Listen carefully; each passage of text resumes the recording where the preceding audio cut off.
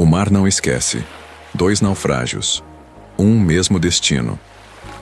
Existe algo profundamente inquietante sobre o conceito de dívida cósmica, sobre a ideia de que o universo mantém contabilidade meticulosa de vidas salvas e vidas perdidas, e que equilíbrio, eventualmente, deve ser restaurado através de meios que transcendem compreensão humana de justiça ou moralidade.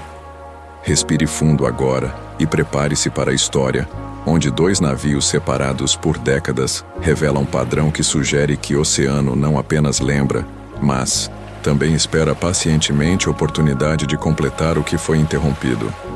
Se você aprecia mistérios marítimos que se estendem através de gerações desafiando coincidência, narrativas onde timing preciso sugere intenção impossível, e histórias que questionam se mar possui não apenas memória, mas também algo semelhante a senso de equilíbrio que exige satisfação, deixe seu like e inscreva-se no canal. Hoje exploramos destinos entrelaçados do Aurora Valley, que afundou na véspera de Natal de 1908, e do San Telmo, que sobreviveu àquela mesma noite, apenas para afundar exatamente 48 anos depois, no mesmo minuto preciso. Coincidência que desafia a probabilidade estatística de forma tão dramática que sugere padrão mais profundo operando. Feche os olhos, sinta peso de décadas e mergulhe comigo no mistério de como o mar cobra dívidas que ninguém sabia que existiam. O mar não guarda rancor no sentido humano de emoção negativa, direcionada especificamente contra indivíduos ou grupos que causaram ofensa percebida.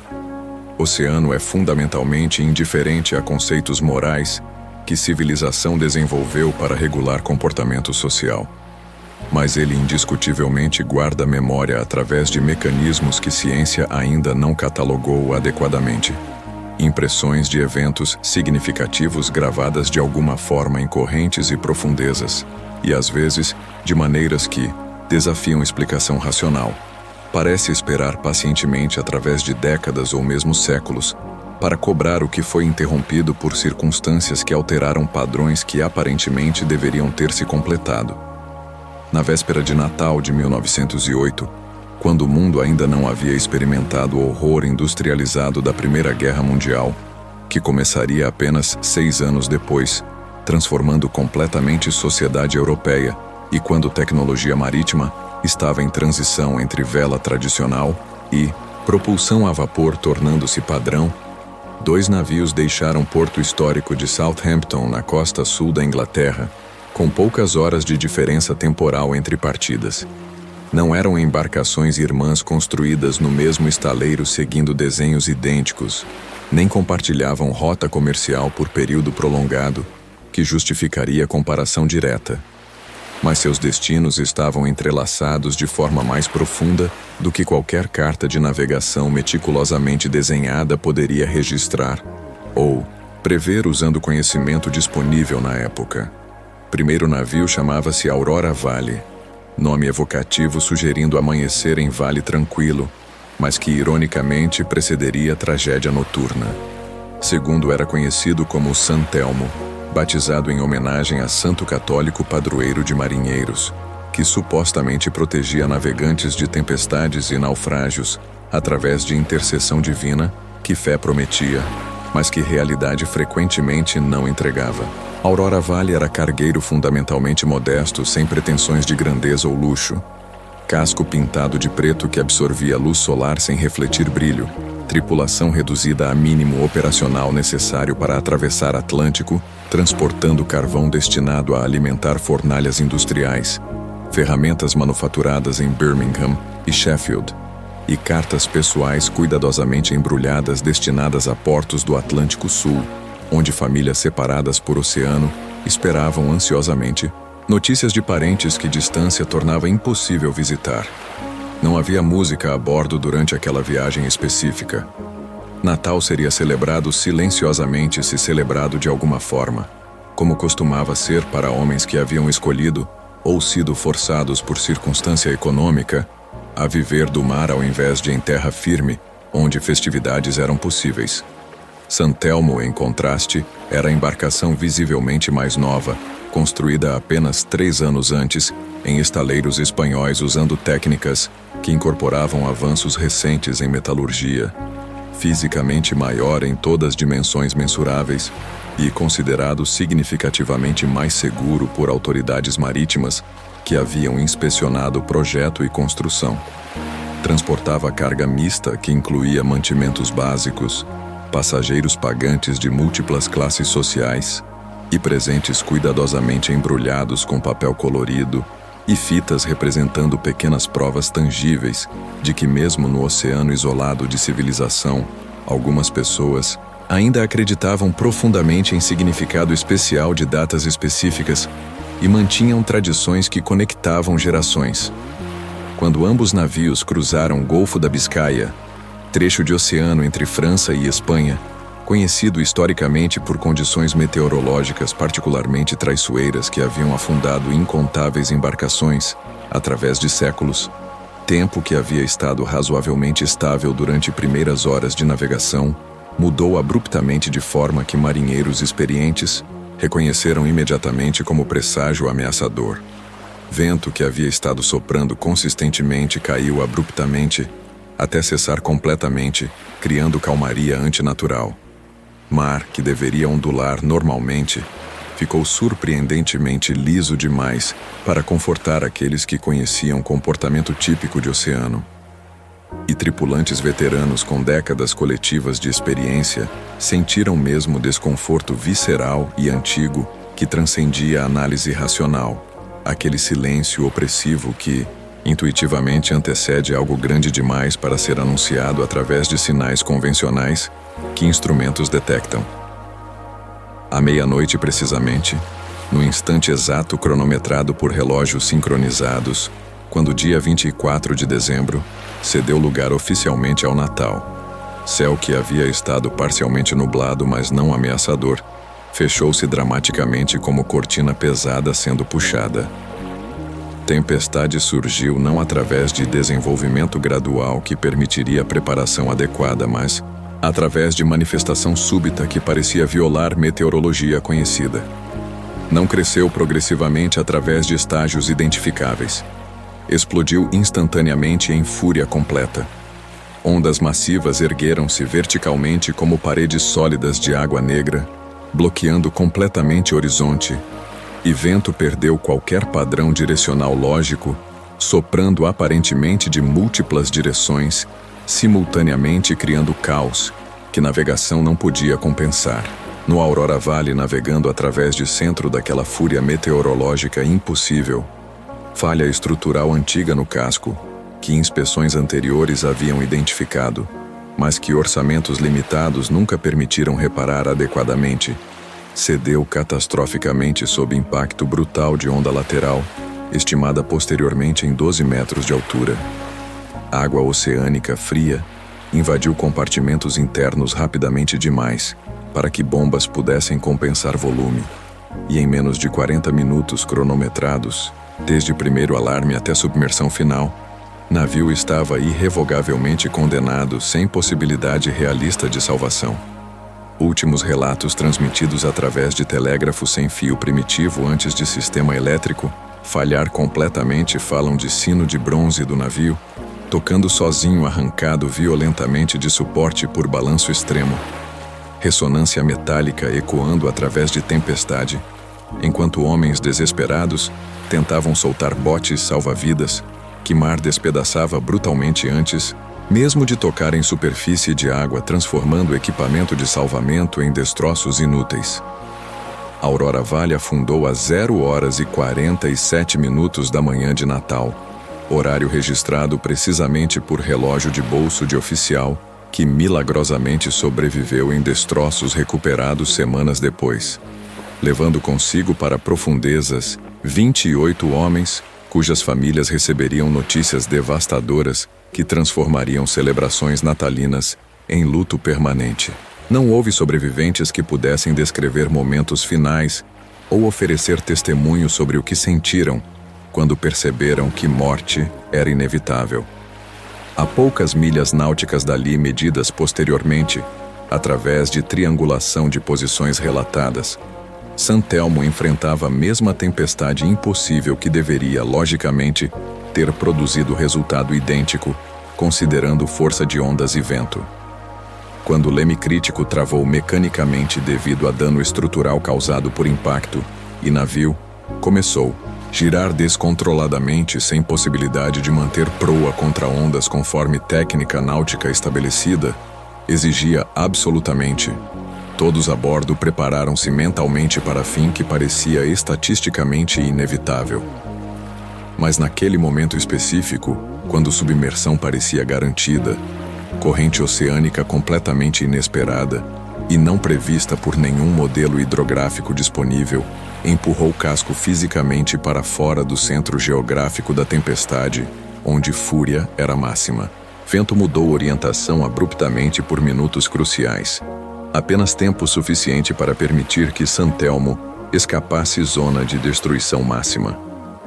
Ao amanhecer, que revelou o oceano gradualmente acalmando-se, Santelmo navegava gravemente avariado com danos estruturais que exigiriam meses de reparos em doca seca, mas fundamentalmente vivo com tripulação e passageiros traumatizados, porém respirando.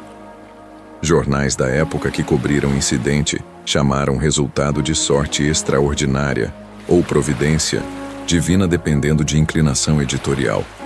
Marinheiros sobreviventes em conversas privadas chamaram experiência de misericórdia inexplicável, oferecida por mar que normalmente não distingue entre embarcações. E o oceano permaneceu em silêncio indiferente, não oferecendo explicações ou reconhecimento de que algo excepcional havia ocorrido. Décadas passaram, transformando-se em quase meio século. O mundo mudou dramaticamente através de 2 guerras mundiais devastadoras, depressão econômica global e revoluções tecnológicas que transformaram sociedade. Santelmo continuou navegando através desses anos turbulentos, reformado múltiplas vezes para incorporar avanços em propulsão e segurança, rebatizado parcialmente seguindo mudanças de proprietários, mas mantendo o mesmo casco essencial que havia sobrevivido à tempestade de 1908. Marinheiros mais antigos que conheciam a história do navio diziam em conversas discretas que ele rangia diferente especificamente em noites de Natal, como se algo dentro da própria estrutura metálica não estivesse totalmente em repouso, mas permanecia inquieto, respondendo à memória gravada em metal. Em 1956, quando Santelmo já era considerado veterano antiquado, comparado a navios modernos, construídos com tecnologias desenvolvidas durante guerra, a embarcação recebeu o que seria a última missão oficial: atravessar Atlântico Norte transportando carga científica sensível e suprimentos diversos. Data de partida agendada por autoridades portuárias era 24 de dezembro, véspera de Natal, exatos 48 anos após noite fatídica de 1908. Alguns tripulantes veteranos familiarizados com a história do navio pediram imediatamente transferências para outras embarcações, citando razões pessoais vagas. Outros sentiram desconforto visceral, que não conseguiram explicar adequadamente usando o vocabulário disponível, mas que instinto reconhecia como aviso legítimo. Mas capitão, homem fundamentalmente racional treinado em academia naval que enfatizava ciência sobre superstição, ignorou completamente presságios que considerava pensamento mágico, indigno de profissional moderno. Na noite de Natal de 1956, quando Santelmo navegava através de Atlântico seguindo rota estabelecida, mar estava estranhamente e perturbadoramente calmo, desafiando previsões meteorológicas que haviam sugerido ondulação normal. Nenhuma tempestade visível no radar primitivo instalado anos antes. Nenhum vento hostil medido por anemômetros de convés. Absolutamente nada em instrumentos disponíveis que justificasse preocupação baseada em dados objetivos que ciência valorizava. Às 0h43, exatos 4 minutos antes do horário, precisamente registrado do naufrágio do Aurora Vale quase meio século antes, sensores de pressão hidrostática instalados no casco registraram algo que engenheiros posteriormente classificariam como impossível: pressão excessiva e anômala no casco externo, como se o navio estivesse sendo puxado ativamente para baixo por força que agia de profundezas não empurrado de cima por ondas que não existiam naquela noite calma. Então veio o som que testemunhas sobreviventes lutariam para descrever adequadamente em interrogatórios oficiais. Não era impacto físico de colisão com objeto sólido. Não era explosão de compartimento pressurizado. Era estalo profundo, prolongado e visceral, semelhante estruturalmente ao som de casco cedendo sob pressão extrema, mas sem causa visível que explicasse falha catastrófica. San Telmo começou a dernar lentamente, mas inexoravelmente para estibordo, assumindo o ângulo que todos reconheceram significar afundamento inevitável. Sistemas elétricos falharam em cascata como dominós caindo. Comunicação por rádio morreu instantaneamente. Luzes se apagaram progressivamente como se alguém estivesse desligando-as deliberadamente, uma por uma, seguindo sequência planejada. Sobreviventes poucos resgatados horas depois por navio de carga que havia detectado sinais de emergência fracos, relataram algo ainda mais perturbador que adicionava camada psicológica a mistério físico. Durante minutos finais antes de submersão, mar ao redor do navio parecia excessivamente calmo de forma antinatural, como se o oceano inteiro estivesse literalmente segurando respiração coletiva, observando o evento específico se desenrolar. San Telmo afundou às 0h47, mesmo minuto exato que a Aurora Vale havia submergido 48 anos antes. Mesma data, mesmo local aproximado do Atlântico. Coincidência que desafia cálculo probabilístico. Dos registros oficiais mantidos por autoridades marítimas britânicas e internacionais, ambos naufrágios são tratados burocraticamente como eventos completamente separados, sem relação causal identificável. Acidentes independentes que timing similar torna memoráveis, mas não conectados através de mecanismo físico que ciência reconheceria. Mas marinheiros antigos que trabalham portos e compartilham histórias transmitidas oralmente contam narrativa diferente que framework oficial ignora. Dizem que naquela noite de 1908, quando San Telmo escapou morte, que estatisticamente deveria ter ocorrido, algo intangível mas real ficou para trás, criando dívida que mar meticuloso não esqueceu através de décadas. A Aurora Vale afundou levando homens que, segundo algum padrão cósmico, nunca deveriam ter morrido naquela noite específica. San Telmo viveu anos que, segundo o mesmo padrão, pertenciam a outro destino. E o Oceano Paciente simplesmente esperou o momento apropriado para equilibrar balança, restaurando ordem que intervenção de 1908 havia perturbado. Hoje, em noites de Natal, quando marinheiros atravessam certas regiões específicas do Atlântico, onde ambos naufrágios ocorreram, há relatos consistentes de bússolas magnéticas hesitando momentaneamente e radares falhando por segundos inexplicáveis antes de retornar em função normal. Alguns juram ouvir dois sinos distintos tocando simultaneamente sob água, onde profundidade deveria tornar som impossível. Outros dizem que ressonância metálica não é aviso de perigo iminente, mas apenas mar, lembrando através de linguagem que poucos conseguem ouvir, mas que todos sentem visceralmente. Se esta jornada através de mistério que se estende por décadas, sugerindo que o oceano mantém contabilidade que transcende tempo humano, tocou algo profundo em você, deixe seu like e inscreva-se. Aqui exploramos padrões impossíveis que desafiam coincidência, sugerindo que mar possui memória mais longa que civilizações. Comente: naufrágios foram coincidência estatística extraordinária ou dívida cósmica sendo cobrada? Obrigado por honrar a memória de todos que mar tomou. Até a próxima história. E que você reconheça quando o universo cobra equilíbrio através de meios invisíveis.